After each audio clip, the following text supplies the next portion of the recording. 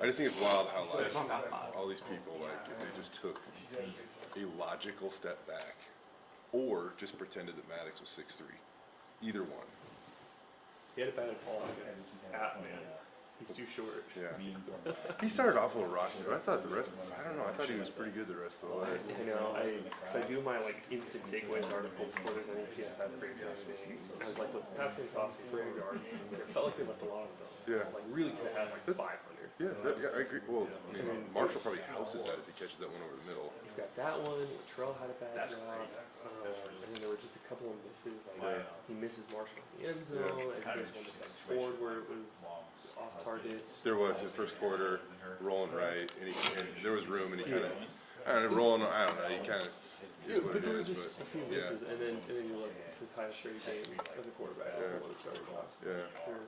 Still I think that is very sure enough. Yeah. I think that was part of it. I think that was there too. Which that was like. Some of the numbers were like definitely okay That's going into the game.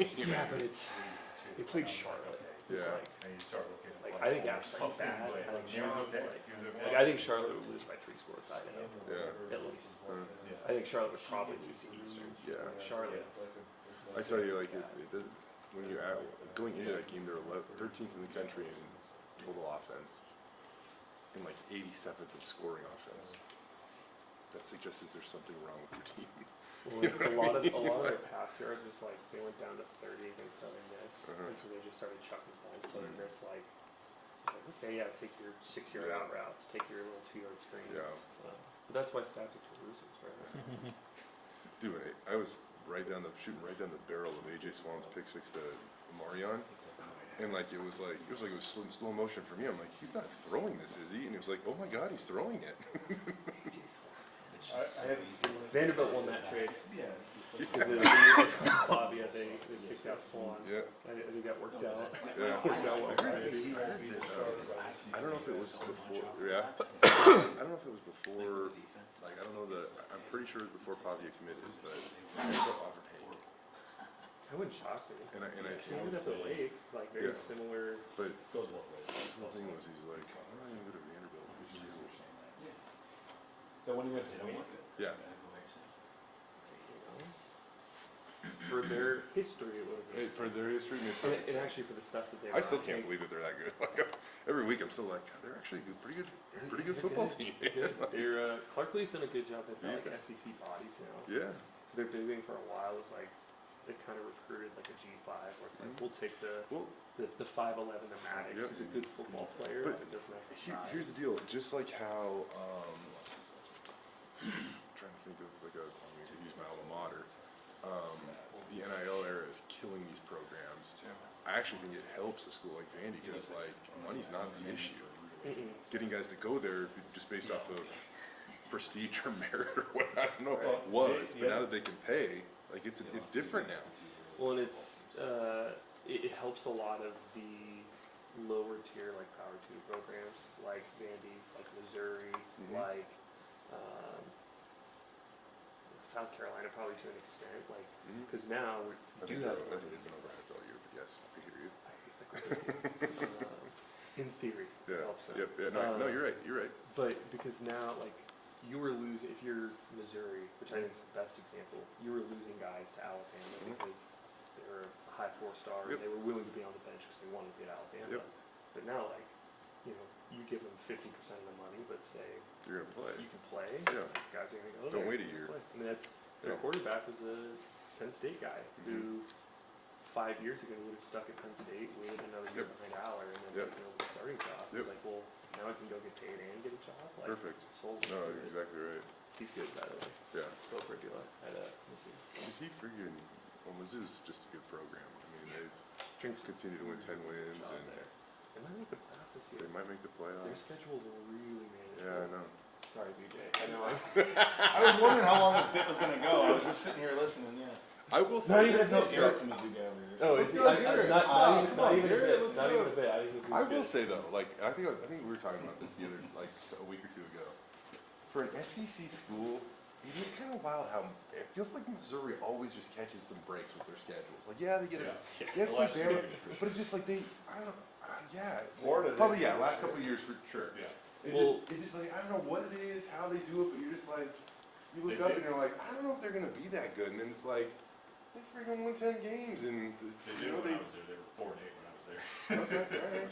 Well, the SEC doing, because this year's schedule is identical to last year, just flipped home road. So like Florida, who had the toughest schedule in college football Yeah. last year, gets the toughest schedule in college football Yeah. again this year. Yeah, Like Vandy who had a fairly easy schedule last year. right. That's why anybody thought like, I mean, I think you could be super optimistic about Florida going in. I'm still just like, God, they make a bowl game with the schedule, just like, Yeah, man. Florida was the one of the, there were like 2 or 3 teams everyone like ranked, but I was like, I don't see it with Florida. Like, Yeah, like they got some nice transfers, but are they gonna beat Georgia all of a sudden? I didn't see it. I also didn't see what Oklahoma in their fifth in the nation right now. Oklahoma? Yeah. No, that's no way. I kind of stand by that. This is like what there's like 80. When do they play some? Yeah. What was that? Texas next week. Texas and, is Next week. that next week? I think it's in, I thought Texas was in 2 weeks. Let's see what. I don't know.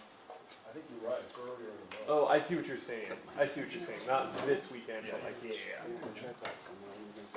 Yeah, because that's the early end of Mateer's timeline for return. Yeah. His surgery, they said it'll be like 17 to 20 days or whatever it was. And like day 17 is when the Texas game. Well, my wife said off at King College. Yeah, he did something bad. They're almost like, you're not gonna be Never. No, the whole first quarter. And it'll slide to the Yeah, I actually got Emails a lot of interaction. Right. Oh, I got my son. Yeah, yeah, it's something different. The only thing is, I want to go. I'm doing my pop. You're okay. Yeah. I got 2 weeks on still baseball team. I'll save your Twitter mentions. Oh, I'm not looking forward to Yeah, I'm that. still ranking myself. Why was I that? I'm not looking forward to that. Yeah. I'm sure Super Bowl. Prefer your style. Although I think that my first one was 20. Yeah, no, like, I'm gonna have to keep track of 2 games for every team. Shows up for Notre Dame week. Doesn't matter, we'll just make it happen. So, He's not answering questions about Notre Dame, so anything else would be good. I've got a full-time job, man, you know, I'm here when I can. going smooth? Good sleeper?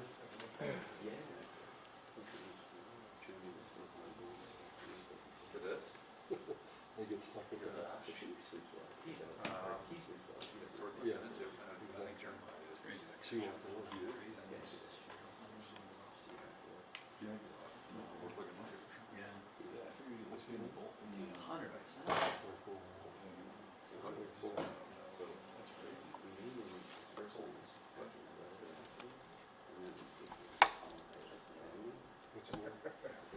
Oh, what was your brother's name?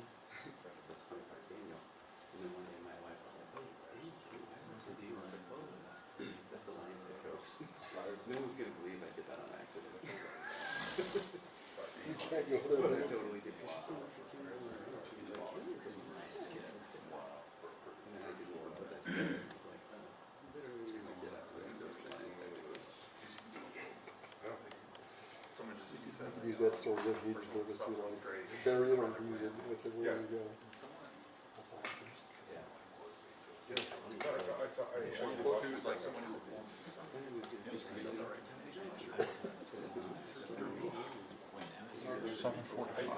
Mexico.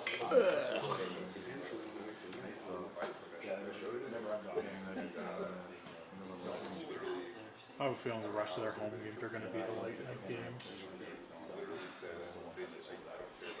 Because I'm scrolling through scores, so I'm looking at Saturday's, this weekend's college football schedule. There's Campbell versus. The only thing that I thought was Campbell's TV network should be like, we slot them, okay, we'll slot them late. Chip Kelly. Yep. Down. Couldn't figure out where they were showing Friday, He didn't say it like the way he did it. It's probably he carried extra, but like most people are either weather decision. I mean, You know, I could make my odds, but it would be you just said, so I could probably remember, so I'll have to know when I said that, so. I grew up at USC. it was like a conversation. Because I've seen a lot of What do you mean? 7:45 p.m. Time falls 5 p.m. up in Detroit. Not quite. East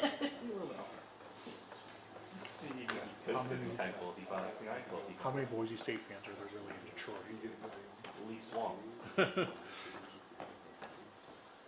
All right. rough guys, dude.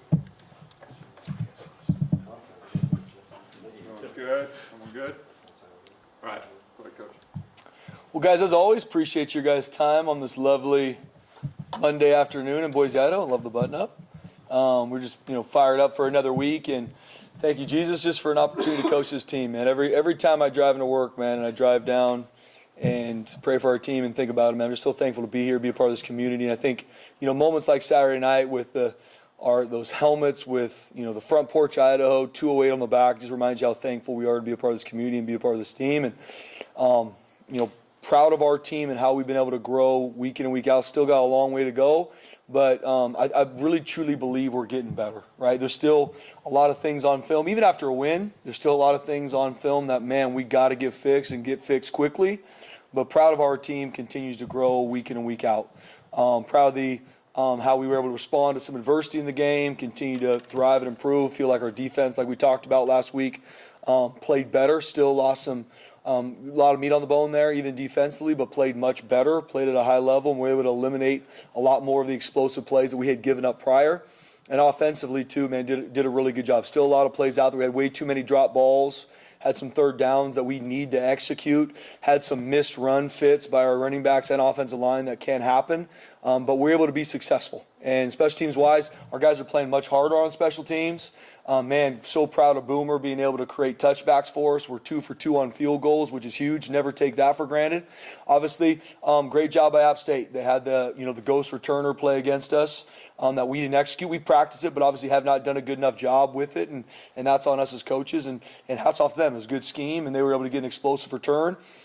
We got them field the ball cleaner. We had a couple miss fields on kickoff and punt return, or kickoff return and punt return that need to get fixed. And we will. So in all three phases, a lot of things to grow in, a lot of things that I'm proud of where our team is growing to, but we're a process-focused team, and we got to get back to work, and we got to focus on our best week of prep. In regards to Jaden Mickey, he's doing much better. Like I said, I saw him after he was released from the hospital on Saturday night. I was able to get some time with him, and he was doing much better. And even talking to him about the moment itself, when the hit happened on kickoff, and everybody saw kind of what happened on the field, and he was just back and forth saying, "I can do all things through Christ who strengthens me. I can do all things through Christ who strengthens me." I was telling him this, and he started crying. It chokes me up even talking, because he said, "My dad told me that every night before I went to sleep." And once again, this is a young man that obviously an alum of Notre Dame, but he's lost his mom. He's been through a lot. And seeing him even come back from that injury, like I said, he's going through concussion protocols, but all tests and everything are negative for everything else, which is, thank you, Jesus, for that. And so he's going through concussion protocols still day-to-day in regards to if he's going to be able to play this game or not, and we'll walk that path accordingly. Same with Roger Carrion. He's going to be day-to-day on if he's going to be able to play or not, and we're going to continue to walk that path with him. So with that being said, obviously, huge opponent this week, man. Think the world of Marcus Freeman. Was blessed to be able to meet him this offseason at an event. And, obviously the success speaks for itself in regards to him as a coach and him as a defensive coordinator, him as a leader. But it was just, from meeting him and just seeing him from afar, seems also just like a phenomenal leader of men, and that he cares about building young men to be champions in life. And obviously they've had a ton of success. They got a great football team.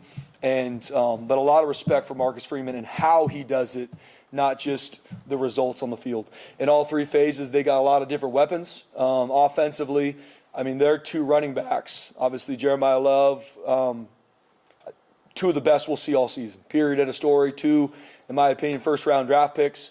and we got our work cut out for us stopping them. They got great schematics. Their offensive line's really good. They got receivers that can beat you consistently. So we got our work cut out for us defensively. It starts with tackling the running backs, and then CJ, their quarterback, man, he's going to be a future first-round draft pick. I don't think I'm the first one that will say that. He has that type of potential, and he has that type of leadership accuracy. That's who he is as a quarterback. So offensively, they're loaded. They're coached extremely well. They're not going to make mistakes, and we got our work cut out for us defensively. On the flip side, defensively for them, I mean, their front seven's one of the best front sevens we're for sure going to see all year. Well coached. Number 5, one of their edge rushers, is a dynamic football player. 34 is a really good linebacker for him, captain. And they're able to rotate and play a lot of guys. Very physical at the point of attack, can run, very sound. And their back end, man, they don't give up a lot of explosive plays because they play really well together. They can lock you down a man. They do a good job with some zone switch ups. And they're going to be really, really well coached. We know that going in. Obviously, Marcus Freeman does a phenomenal job holistically. Defensive guy. Coach Ash has done, coached a lot of defense in his time, so got a lot of respect for their coaches. Coach Denbrock, it's funny, Coach Stockton, who is an alum of Notre Dame, said that Coach Denbrock was the offensive coordinator when he was there. Obviously, Jaden Mickey's an alum, so able to just cool to see a lot of different connections. And then I think the phase that needs to be talked about more, even with their team, is how good they are in special teams. I mean, they play relentless on special teams. I mean, it's inspiring to me just to see how hard they play on special teams. And they will fake it every opportunity they can, from punt to kickoff return to, kickoff. I mean, they are going to find ways to steal possessions, and they do a really good job with it. So that is going to be a premium for us this week to make sure that we can align to everything and do a really good job stopping their fakes, because it is going to happen, and we got to be ready for it. So ton of respect for Notre Dame, ton of respect for Marcus Freeman and what he's been able to build there and how successful they are, and they deserve a ton of credit. And so for us this week, obviously a lot of people will be talking about this game, as they should. It's a huge opponent. My biggest focus for our team is your best is enough and your best is required. That's going to be my message for them all week. Your best is enough, but your best is required. It's your best in the meeting. It's your best in rehab. It's your best at practice. Doesn't need to be perfect. I don't need anybody, all right, we're playing Notre Dame, I got to go be Superman. No, but I do need your best. No different from our coaching staff. And that's the best of our week. So then when Saturday afternoon comes along and we're in South Bend and that place is rocking, which I know it will be, which is going to be an awesome time for our players, our fan base, our staff to be there. But we gotta prep to play our best, and then on Saturday afternoon we're gonna go cut it loose, and we'll let the chips fall where they may. So with that being said, open up for questions. I know there's a financial component to it, obviously, but just when you were approached, whatever it was 2 years ago about this game, just what made sense for you for this matchup? I don't remember when it was. You might have even been head coach yet. Yeah, I forget when it was. I think I don't remember when me and JD had the conversation about it, BJ, but it was somewhere in that March, April 2024, I think, somewhere in there, and I could be off maybe in the months, but. I was fired up when JD brought the opportunity to go play Notre Dame. I mean, as a football fan, which we all are, and even me growing up in Southern California, I mean, Notre Dame's a team that you watch consistently year in and year out. I mean, from Rudy to South Bend to Touchdown G's, I mean, there's just so much amazing history attached to Notre Dame. And I've never been there. I'm fired up as a coach, fired up as just a fan of college football. To be able to be a part of this game with our players. And so we're going to be able to see the stadium the day before and go through it, because by the time we get to kickoff, it's time to go play football. And they got really good players. I believe in our players too. And at some point, the ball is going to get put down, and it's going to be 11 on 11, and we got to go work to play our best. But no, it was a no-brainer opportunity for our program. I mean, it's funny. I mean, this is that game. I think I've been open about this. We signed the contract somewhere in the summertime, 2024. I don't remember when it was. But I'm hanging out with my family in Salmon, Idaho, before we report for fall camp last season. And I'm wearing just normal street clothes, just kind of hanging out. We're at a restaurant. And the waiter comes up, and out of the blue, she's like, man, I can't wait for the Notre Dame game. And I'm like, we got a whole season before we play Notre Dame. But these games, for our fan base to be able to see, it creates a lot of excitement. For me as a coach, it's game number 5. It's game number 5. And our prep, our process We just need to continue to grow. And I don't need anybody to be Superman. I don't need anybody to be perfect, but I do need our best from our staff and our players. No different playing Notre Dame or playing App State. I need that from our players. We're process-oriented, and that's what we're going to focus on. Just going back to Jaden real quick, there was an update sent out yesterday, and it said he'd returned to his normal functional abilities.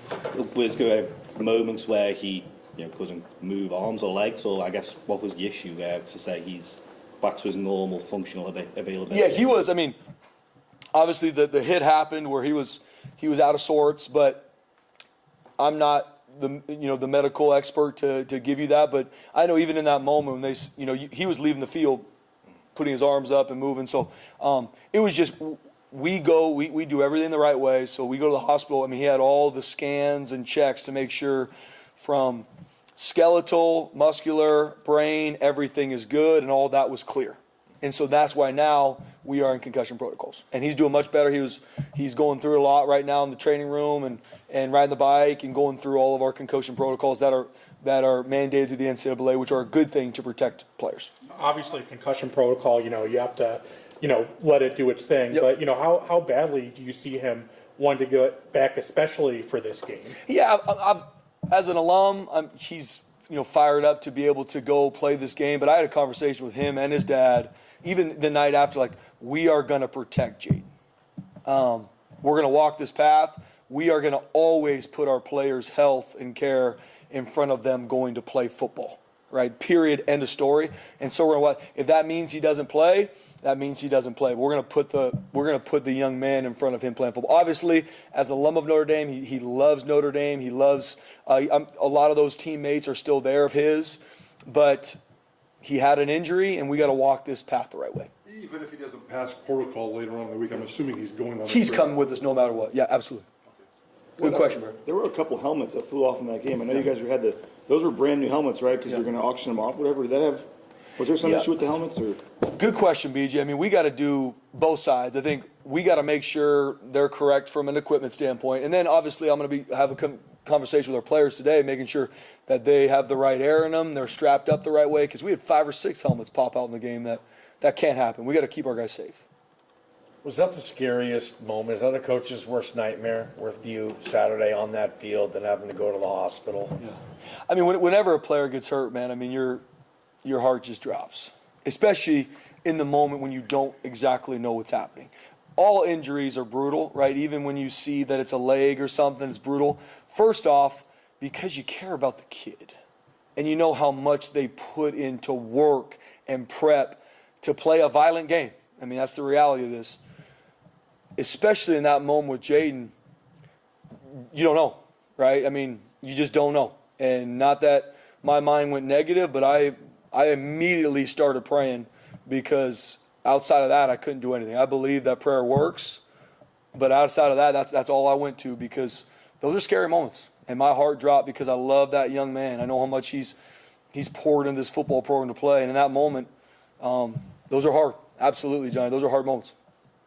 How do you attempt to stop Jeremiah Love? He's been pretty much a monster all season long. Yeah. How do you attempt to stop or contain him? Yeah. I mean, I was talking to a coach that played against him. He said the second you think you got him, all of a sudden you look up and it's first down again. Right? I think that speaks to who Jeremiah Love is, right? I mean, he's extremely hard. I mean, he's going to be a top 10 football pick, top 10 draft pick, and that's earned and deserved. Elite catching the football, too. An elite receiver, had 2 catching touchdowns last weekend. He's extremely hard to get down, very, very quick on his feet, strong, powerful, so he can go through you if you're high, but he also can one cut, and he can get out, and it's gone. So, I mean, we got to practice our tail off. I mean, it's going to be really, really hard to simulate that in practice, but we got to do our best as a defensive staff, making sure we continue to work how we leverage these formations, right? They're going to give you a lot of different formations in 11 and 12. We got to leverage formations. We got to do a good job tackling low and finding a way to get them on the ground. Jeremiah Love's going to get his, right? You go into a game with elite football players, there's not a schematic call that all of a sudden is going to take Jeremiah Love out of the game. It's not. We got to play sound, we got to play discipline, and we got to be relentless. This cannot be a one tackler type game. We got to gang tackle Jeremiah Love because he's an elite football player. in terms of just, you mentioned going to see the stadium on Thursday, but you said it's also game 5. I mean, it's one game, it's non-conference game, but playing Oregon last year on the road, playing Penn State, I mean, playing some of these other powers or ranked teams, does that do anything for the guys? I mean, you're competitive in both those games, just to kind of see that it is just another game. Or? Yeah, BJ, I think every year's a new year, though. And I was thinking even this week, yesterday, and thinking about Oregon and Penn State, but we got a bunch of guys that they watched that game on TV because they weren't even a part of this team, right? So I'm going to pull on some of those, but every year's a new year. This team is way different than last year's team. And so more just for me as a coach, leading our staff and our players, just making sure that I don't want anyone to live, because sometimes when you have these big games, it's, now I got to be someone completely different. As a coach or as a player, I want everyone, but I do want your best. Like, we need our best teaching this week. We need our best enthusiasm juice from our coaches. No different from our players. Like, that's really going to be my message, because it is going to be an awesome game, awesome atmosphere. But it's going to be no different when it's game number 6 and we're playing New Mexico in the blue, right? I'm so process-oriented that it's all process over outcome, that I believe that's how you can be consistent. Now, I don't have any idea how Saturday afternoon is going to go in South Bend, but that's my message.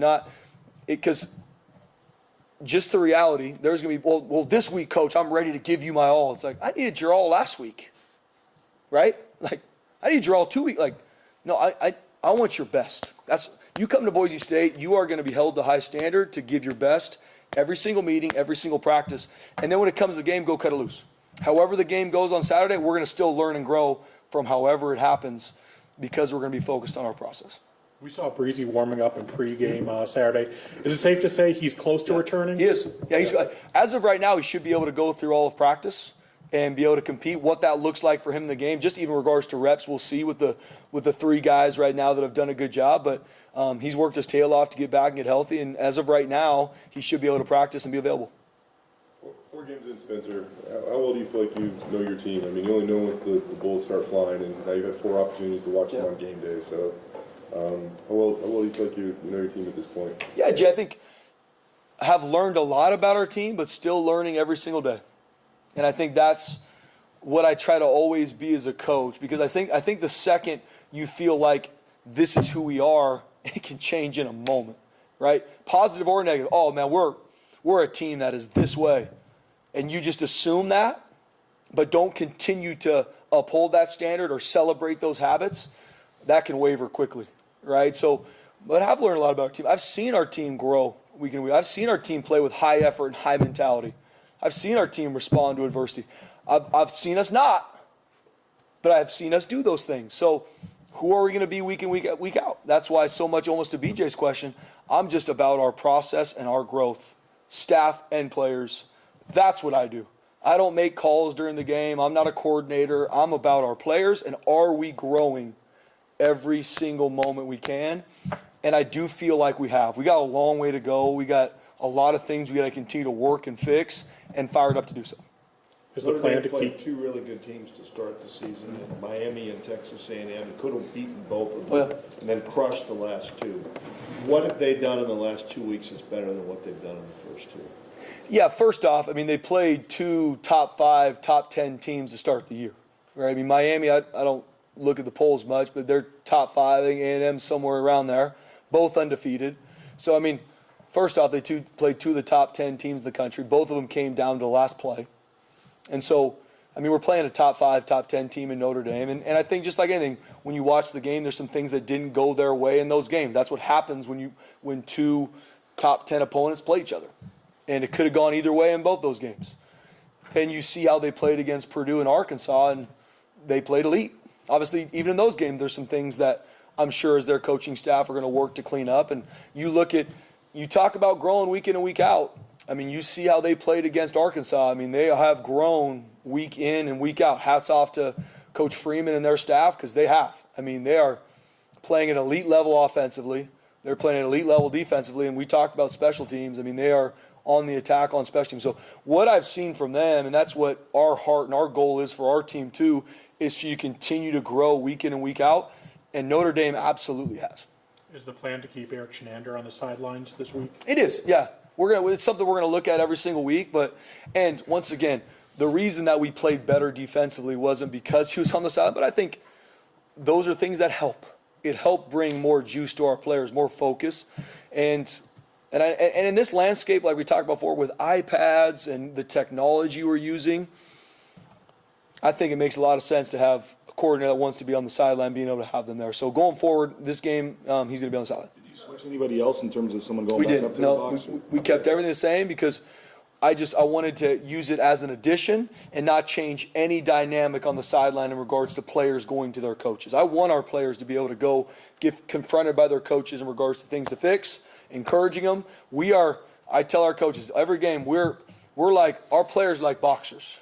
We're their ring manager right next to them. Right when they come by, man, we're in the ring with them and we're giving them quick pointers and then we're getting them ready to go back out and get ready to fight. I wanted to keep that the same while still having our defensive coordinator on the sideline being able to, if he needed to bring all the starters or whoever's going in up, hey, quick corrections, quick hitters. And then I also want to be able to look into everybody's eyes and know, like, this next drive, I'm going to need your best. And I think we're getting better. Bone Phelps, is it one of those situations with the way he's playing, or you're just going to have to find more snaps from him? I don't know if you can experience nickel with him, whatnot, but with the way he's playing, you probably got to get him on the field more. Yeah, Johnny, I mean, so proud of Bone Phelps.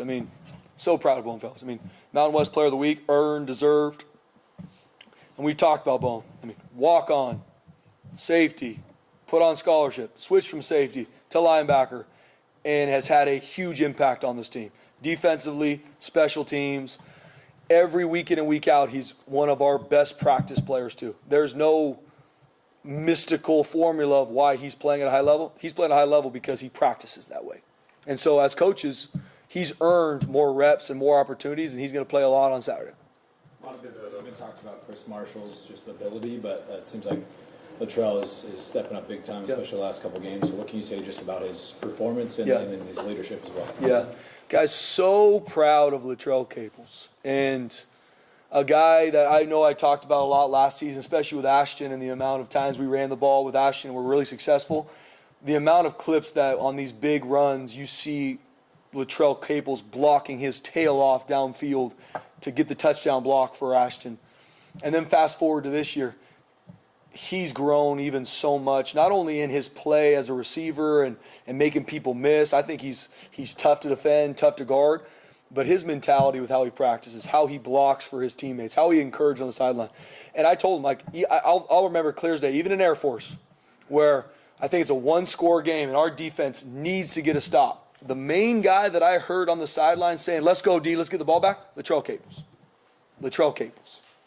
Because he cares about his team, and it always works this way. The guys that love and care about their team get a lot of individual recognition. Latrell Caples, whatever, how many yards he had on Saturday, 2 touchdowns, earned and deserved. When it comes to Latrell, I was talking to him after Air Force game, and he says he's in the wide receiver and letting everybody know, and you guys, the way you guys run your offense, it's oftentimes it comes down to a receiver block of whether it's going to be a 10-yard gain or a 70-yard gain or whatever. Compared to Latrell, the first got here, and when did it click for him? Because he seems. What does it speak to the developmental process? Because he's so different. Not different, but just he's grown a lot. Yeah, no question. Latrell Caples. My heart and goal for this program, built different. Our culture means building champions on and off the football field. And I think Latrell Caples is a perfect example of that. And Latrell Caples, but that's a two-way street, right? You have to want your life to be changed. You have to want to become the best version of yourself for it to work here. And Latrell Caples, that's him. And a guy that pours into his team, pours into growing to be the best version of himself. I backtracked to whatever it is 2 years ago where we're going out to do a summer workout and he tears his Achilles. Man, that's hard. A young man that football is everything to him and it gets ripped from you, it's hard. And seeing him battle back from the Achilles injury, find a way to go through spring ball, have a great season last year, coming into his senior year, continue to pour into his own development, his teams. I can sit up here all day because he's earned me talking about it. He's earned the accolades because he's not only an elite football player for us. I believe whatever Latrell Caples does after this, he plays the NFL. he doesn't. He's going to be an elite human being in this life, and that is what makes me so proud. Guys like Latrell, but even like Chris Marshall, contested catch. Quentin Brown, contested catch. How cool is that? Ben pretty fearless going over the middle. I know there were a couple of drops in the game, but in terms of like going up and making a play on the ball, I felt like it was one of the better performances by that receiver group as a whole in a little while. What did you see out of that? Yeah, agreed. I think obviously the coach and me, we got to fix the drops, right? We got to the details of my assignment, especially as we continue to grow. Like we can't have those. Those are pivotal moments in the game. But proud of how our guys are making the contested catch. Right, we're going to play Notre Dame. They're going to play man coverage. They got really good defensive backs. They're going to be able to lock our guys up if we don't find a way to make contested catches. And I'm proud of how they were able to do that much better on Saturday night. And so proud of Quentin Brown, man. True freshman, going out there, big-time catch, breaks his nose. And I joke with him, like, he's probably never going to have to buy another dinner in Boise, Idaho as long as he lives. When he leaves and his face is bloody and he looks up and goes like this, the sidelines go crazy. I'm like, legend, it's already over, man. Where are we going to go from here now, brother? You know, I mean, he's a great young man. It's been cool to see we got a lot of freshmen playing, right? And you're going to continue to even see more. There's some guys continuing to get better that we got to play and develop them. But no, I'm proud of that group as a whole. Obviously, as a coach, there's still a lot of meat on the bone in regards to where we can get them to, and they got to play. They got to prep to play their best this weekend. You don't like stats, but Coach Casey is one of the best PFF run blocking grades in the country, and also just overall blocking. Just what can you say just about him as overall as an offensive player? Yeah. I mean, I've talked about Cage a lot. Cage is one of the few offensive linemen we've had here where he's a captain, voted on by his teammates, because it's not just about, for Cage, it's not just about him playing well, him being an NFL draft pick 10 months from now. It's him helping the team, and that makes the entire team look up to him, respect him. Yes, because of a skill set that he has that he's worked to achieve, but he's an elite teammate. He loves his team. The amount of conversations that me and him have in my office about what he can do more, how he can lead better, how he can have an impact, it's because he loves his team. And he's playing at an elite level. I mean, I believe he's going to be one of the top offensive linemen taken because I see him work every single day, and then I see him how he plays. You mentioned C.J. Carr. I mean, a freshman, but doesn't look like a freshman. What impresses you most about him? Yeah, first off, he can make every throw. He's extremely athletic, can run, can make every throw. But for a freshman, I'm extremely impressed with his decision making. I mean, he gives the ball exactly where it should be, on time, where it should go. He runs a pro-style offense that has a lot of shifts and motions and complications to it, and he operates it at a very, very high level. He's obviously played in big-time games and played really, really well. So I'm very, very impressed with CJ. Like I said, he's going to be a first-round draft pick when he leaves college. I mean, that's not just my opinion, and he deserves that. When you grow up around coaching like him, how does that really help a player develop? Well, I think when you're around it consistently like he was growing up, I mean, I think you fall in love with the game. You fall in love with what it takes to play this game, where it's not just going out there and throwing the football. Like, he understands coverages. He understands how a defense is leaning and what you're getting and how to take advantage of it. He understands it, right? He's hard to throw off. And I think a lot of that comes from, one, he loves football because he was raised in it. Thanks, Coach. Thanks, guys.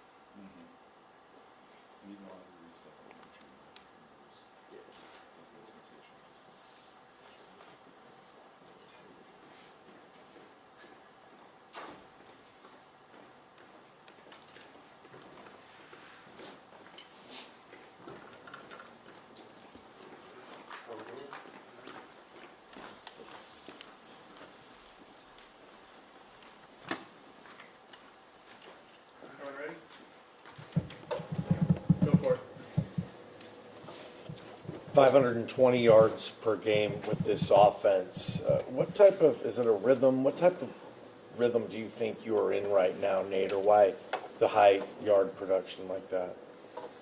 I think if we're executing like we should, each play, we should be efficient, we should get yards. The biggest thing I'm still focused on is kind of the winning formula for football games. How many explosives are we getting?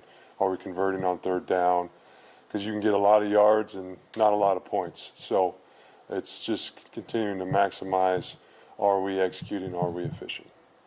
How much of a, maybe not relief, but also how good has it been for you to see after that South Florida game, how the offense has really very quickly turned things back up? Yeah, you know, football can change too, right? It can go back and forth in a second. So I think after the South Florida game, we were focused on our mentality and our finish and what that translates into. And I think we've improved in that area. Also, taking care of the football shows up every game. We did not do a great job of that, and we got to continue to progress there. But if we are operating like we should move the ball. It's always a work in progress, but what I've been pleased with is the improvement I've seen week to week.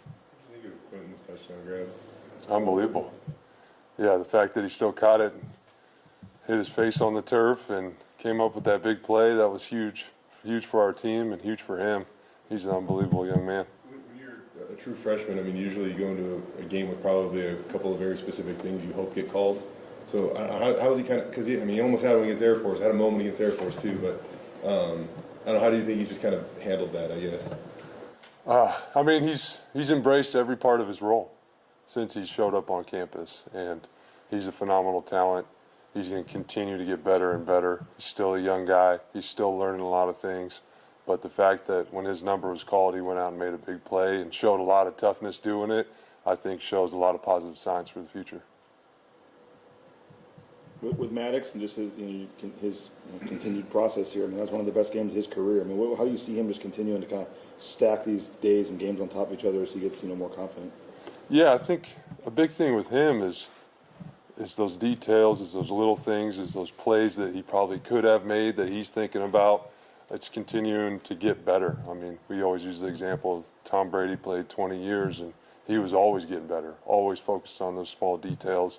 So it's no difference for Mad Dog. That's the same for him. And it's kind of, again, are your eyes in the right place? Are you making good decisions? Are you taking care of the football for the offense? And when you're doing those things, you know, the numbers are going to come with it.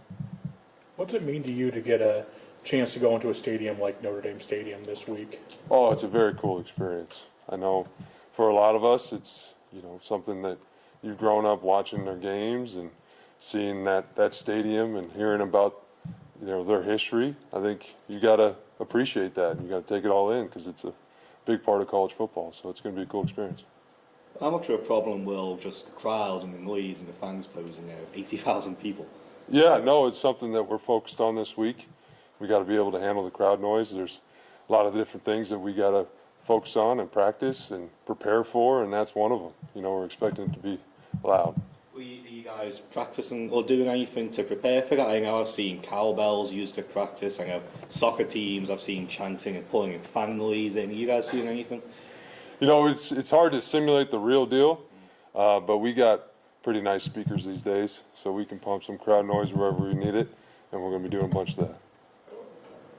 This year compared to years past, like how much time do you spend with Maddox, and what's maybe something that you know about him now, or that impresses you now that you didn't really know, maybe, you know, even last year for that matter?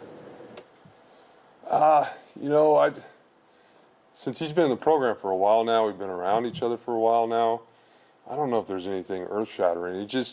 He always amazes me how much he can pick up and how quickly, and how he can go out in the field and execute it. There's not a huge learning curve. And now being on this side of it, I'm way more immersed in a lot of the details, so I really appreciate his ability to just pick things up and the amount of information he can retain. When you've had a quarterback that's played as much as he has, how much does it help the fluidity of in-game communication or adjustments or things like that? Like what's it like to... Yeah, it's pretty quick. It's pretty quick because usually he already knows. as he's coming off the field from that drive. You know, what happened? What does he need to fix? So the biggest thing is just that quick communication with him and Coach Hill and myself, and usually he's already got it. What do you like about the relationship you're seeing between your quarterback and your quarterback coach, Zach Hill, from afar, or however you see it? I just love the way that Coach Hill communicates with them. He builds confidence in them. He stays very cool, calm, collected. I think that's important for him. And he's been in that position. You know, he's played quarterback at a high level. He's developed a lot of really good quarterbacks over the years. So there's a certain feel for that I think Coach Hill has, and that helps Maddox in a lot of ways, because he's seen it from the helmet, so he can kind of, you know, play to that. Be like, okay, this is what's happening, but really I understand why you did that, because I would have done the same thing too. And that, a lot of that comes from experience and then playing the position. You didn't see a lot of it, but you had, you know, multiple backs out there against App State. What did you like about that, and is that something you hope to kind of keep tinkering with? Or? Yeah, I think it's, you know, trying to get your best players on the field at the same time, and we got a lot of good backs, so it was fun to watch Cy just bring that physical presence in any way possible to the game. And I thought he did a great job with that. So we'll see how this develops, but again, it's just finding ways to get guys on the field that need to be on the field, and how do we best use their talents. The trail, like, he obviously brings some intangibles to this team. Why is the offense better when he gets you know, a couple touches? I think he kind of has that pulse on the offense, just him as a leader, and the type of energy he brings and the type of work he brings each day. Guys feed off of that, so they can feel that energy, and when he's doing good things, which he did a great job last game, I think guys feed off of it, and they play better because of it, and they gain confidence through him as well, because that's just the effect that he has on our whole group and team. When it comes to your offensive line, like last year when you guys got dinged up a little bit, it almost felt like we had to, you know, grab the roster to see, like, ooh, man, who's the next man up? And that's not really the case this year. I mean, like, obviously you've been rotating centers, and both are capable. And then Raj goes down, and Tyler Kine, who played at a high level last year, comes in. And I don't know, just how better equipped do you guys feel you can handle that stuff on the fly a little bit better this year? Yeah, I think Coach Keene's done a really good job, not only developing depth, but giving those guys opportunities, giving them game reps, and gaining that experience. So if something does happen, it's not the first time they're getting in a game. It's not the first time they're going to have to, you know, do their job for the entire team. So a lot of those guys got great experience last year dealing with the injury stuff, so it's carrying over. But again, a big part of that is Coach Keene, how he develops and how he gives those guys opportunities to get in the game, because there's nothing like real-life game experience. The injury to Roger in the game looked pretty bad, but Spence just now said he's day-to-day. How tough is he? Yeah, I mean, it's hard to factor how tough he is. He's been through a lot, and he's overcome a lot, and he continues to do it, and that's what old linemen do. They got to play through that stuff, and he's no different, but he just shows it every day with how he prepares and then what he's doing in the classroom, too. That guy's got a workload academically, and he handles that no problem, and he comes to football, and he obviously embodies that O-line lifestyle with toughness. Looked like Jake Steele got a little bit of run at right tackle at the end of the game. Is that something you guys are working on with him, trying to get him to either move to right tackle or just have that ability to swing guard tackle? No, it's just flexibility. Yeah, he's played tackle for us off and on for a while now, and that's where he's got a lot of value, because he can do both. He can play inside and play tackle.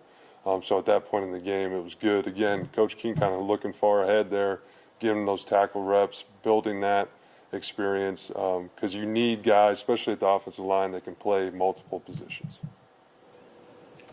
Obviously, you were highly involved with what was going on offensively last year. What is it like, you know, now that we're almost a quarter of the season in your new role? Oh, man, it's day to day, learning something new every day. It's always evolving, and there's a lot I wish I could have done better last game and the game before. And so I'm trying to, as I learn those lessons, apply it to the next game. But there's a lot to this role and this position, but I wouldn't have it any other way. What's it like to, you know, truly sit down behind the call sheet and be the guy that, you know, runs the show, really? Yeah, it's a great feeling when things are going well. It's a terrible feeling when things are going bad. but that's the responsibility, and I've fully embraced that. But I tell you guys this every time I talk to you, I got such a great staff that I work with that are experts in a lot of different areas, and I lean heavily on those guys. And so a lot of the time, if I just do what they tell me to do, we're going to be all right. Did it feel empty up in the box without Eric? It did, yeah. It did for a little bit. That was an adjustment, but shoot, whatever we got to do to keep playing defense like that, that was an unbelievable effort by our defense. That was very, very cool. Very, very cool. What stands out more about Notre Dame's defense?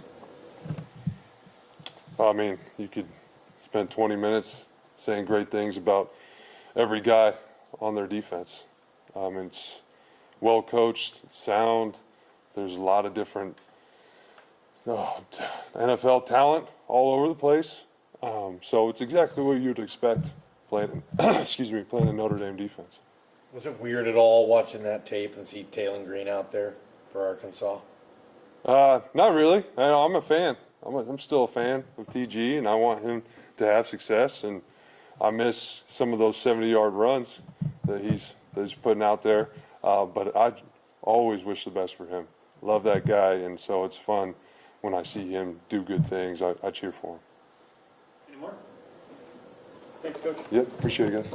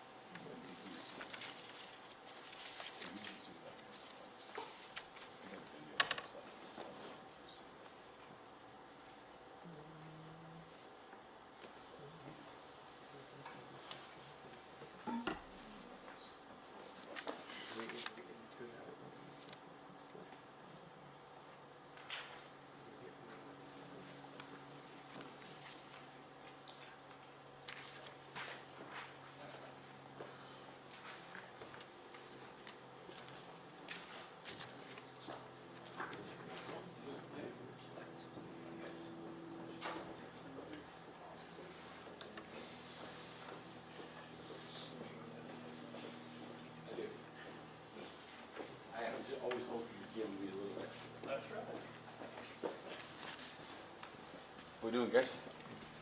You guys all ready? All right, go for it.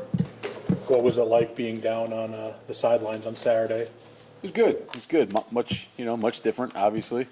Pros and cons. You can't see things as well, obviously, when you're right on field level. But I think the human connection, those kind of things, is much better. Kind of easier to solve problems when you can get the whole group together. Our coaches do a great job, but it's always better when you can get a couple of different position groups if there's, things that are happening communication-wise between two groups, or run fits or pass fits, or whatever the case may be. So I enjoyed it, but I think there's definitely pros and cons to both. What were the discussions like just to, making that decision? There wasn't really any discussions. I decided that I talked to the guys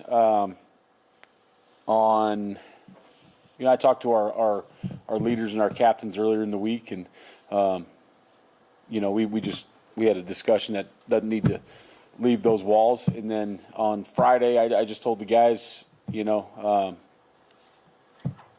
little too comfortable for me up there, right? Just like everybody. So it's time to get out of the comfort zone a little bit. I want to come down the field. I want to hunt with you guys. I want to be in the fight. I want to be able to tell you when you're doing a great job I want to be able to tell you I love you and look you in the eyes.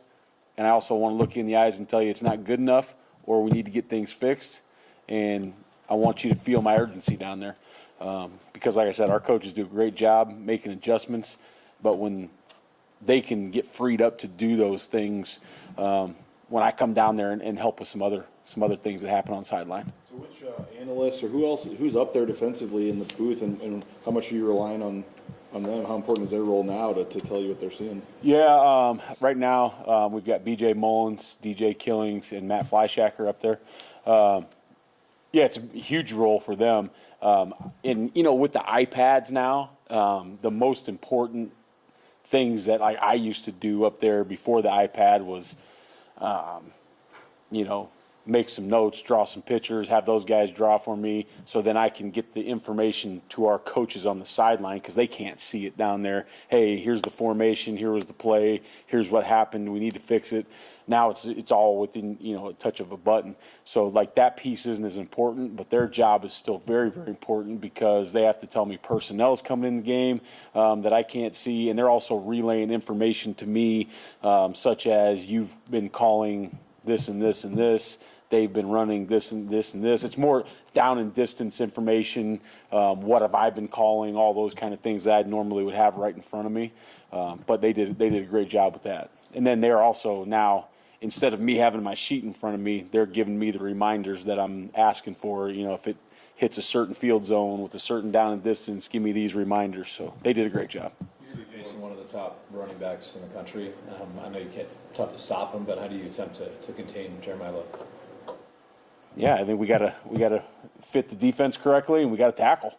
And that's easier said than done. I mean, I've talked to multiple people that have said, man, you think you got him fit up, and all of a sudden it's 2nd and 7 or 2nd and 3 instead of 2nd and 7.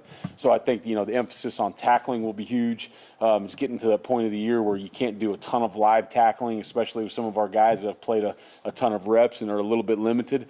But we've got to emphasis on body position. We've got to emphasis on there's nobody on our team that can tackle high. We have to target low. We have to try to take his motor out. And we have to get multiple people to the ball. So it's going to be about effort. It's going to be about doing things the right way and proper leverage, I think, more than anything.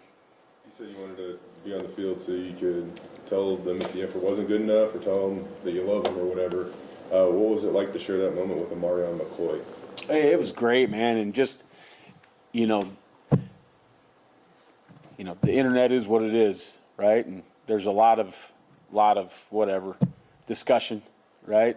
On his crew. I know me and him talked about that. Maybe even he felt a little bit himself, and to just have him go out there and make that play and then be able to celebrate with him and once again tell him how proud I was of him, tell him I loved him, and we need to keep going, keep your foot on the gas right now. Like, that was really cool. And to watch everybody else celebrate was really cool for me because I don't get to see that usually. Usually it's like I'm watching the play and it's like, oh, pick, 6, yay, right down to the iPad or my sheet. Now it's like I'm waiting for somebody to give me an iPad. I got no sheet. Now I'm just running around watching those guys celebrate and having fun with them. So it was pretty awesome. What's it been like watching the development of Bowen Phelps? Yeah, I mean, super proud of that guy. Asked him, in the offseason to make the move to linebacker. He was a little uneasy, as he should be. Played a DB his whole life. But we thought the skill set was going to translate really well. You go from being a safety, now you move down a level where your movement skills and your speed are now elite for that second level, which I think really helps him. The thing I'm proudest to him about is the physicality he's been playing with, and he's learned Mike and Will. So he's done a really good job mentally, really good job with his physicality, and I think he probably likes being able to eat whatever he wants so he can put on a little extra weight right now.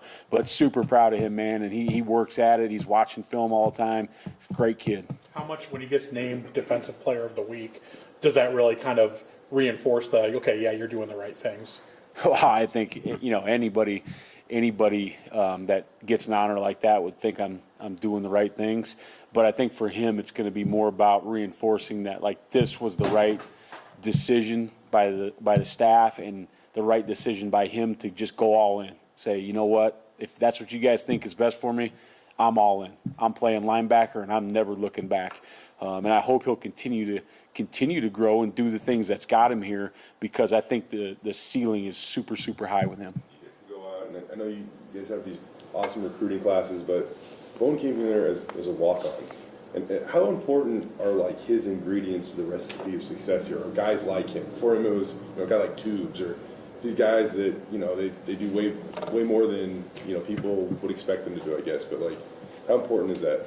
Yeah, I think it's always really important, to get some Idaho guys, some Pacific Northwest guys that are definitely worthy of a scholarship, didn't play a quote-unquote high enough level of football, and or just didn't get a lot of recruiting action through their area because they're not in the metropolitan place.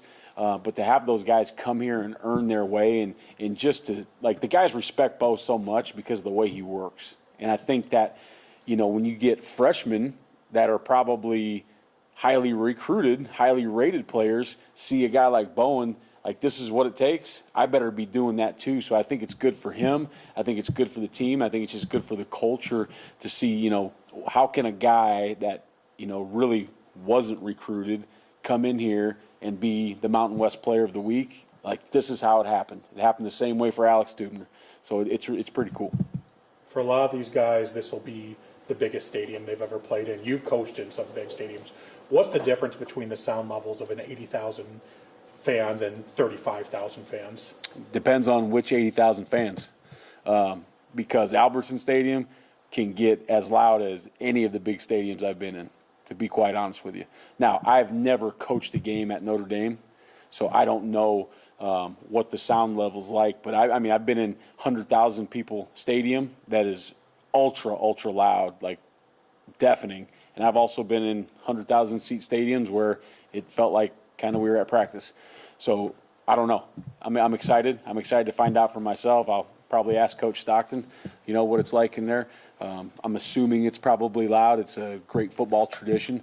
So I think we're going to have to get ready for some pretty loud action. Good thing is when they're on offense, their crowd will probably be quiet, so it won't affect us too much.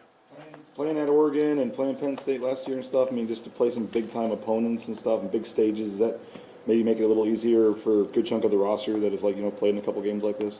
Yeah, I don't think playing a Notre Dame or Penn State or Oregon is ever going to be easier, but I think it's a lot of these guys won't be shocked, to your point, like when we go into a quote-unquote bigger stadium. They're used to that. We're playing in NFL stadiums last year, playing at Oregon, playing in the college football playoffs. I think they're used to that atmosphere, so that's a good thing. It's not like I've been part of that where we walk in and we look at the Jumbotron for 15 minutes and I'm like, whoa, what's going on here? So I think they're ready for that kind of thing, but obviously, you got to get ready for a really, really good football team, college football playoffs contender also, so it's going to be fun. Every time I run into Javen, he just has like a steadiness, JVM steadiness about him. What do you think of the way that he's played so far this year? Yeah, he's played well. Helped to, I don't know, he have 1 or 2 sacks. You guys probably know, right? He had 1, but he helped clean up another. Yeah, 1.5, we'll call it, right? So I think some of that production is going to start to come, and we're going to see some people that are going to throw the ball a little bit more than we have early in the year, or at least drop back pass a little bit more instead of some quick game. So I think his production will pick up, but he is very steady. He's steady with his work. He's steady with his attitude. He's always positive. He's a guy that's never too high and he's never too low. And I appreciate that about him. He's not one of those guys that's going to just like get all fired up just because we're playing Notre Dame, and it's not going to be the other way just because we're at practice. He's always going to be right where he needs to be, and that's a really good quality. With Jaden Mickey, how scary, I guess, was that for you to see what was going on there on the other night? And just obviously with playing Notre Dame, I know Coach said he's in concussion protocol, but obviously I'm sure he'd give anything to try to be out there on Saturday. Yeah, it was very scary, especially because we had got done on defense. I didn't see it. I turned around and saw somebody laying on the ground, and I was like, guys, who's on the ground? And they're like, Mick. And I was like, uh-oh. So when I walked out there, and, the only thing I could relay to the people were hey guys, he's got his eyes open. I just saw him squeeze his hands. I just saw him move his feet. But anytime they get the neck board out and those kind of things, it's really terrifying, for that young man, for his family. Now, obviously, I just saw him upstairs. He's already watching film. That's going to be up to the medical people whether he plays or not, but he's going to be ready to play the game whether he has the opportunity or not. So that guy's a warrior, man. He's done every job we've asked him to do. He's played a couple really good games. I'm excited for the rest of his season, and I hope he gets a chance to play in this one. Thanks, Coach. All right, guys.